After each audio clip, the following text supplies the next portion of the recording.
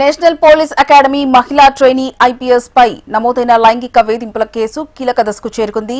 Attapur police స్టేషన్లో నమోదైన ఈ కేసును ఉన్నతాధికారులు విమెన్స్ సేఫ్టీ వింగ్ కు బదిలీ చేశారు. షీ టీమ్స్ డీసీపీ లావణ్య పర్యవేక్షణలో విచారణ కొనసాగుతుందని అధికారులు తెలిపారు. ఉదయ్ కృష్ణారెడ్డి ఆరోగ్య పరిస్థితి మెరుగుపడడంతో నేడు ఆసుపత్రి నుంచి డిశ్చార్జ్ కానున్నారు. ఈ కేసులో ఉదయ్ కృష్ణారెడ్డి పేరుతో ఒక సూసైడ్ నోట్ ను పోలీసులు స్వాధీనం చేసుకోగా ట్రైనీ ఐపీఎస్ అధికారిని వాంగ్మూలాన్ని నమోదు చేసుకున్నామని అధికారులు తెలిపారు.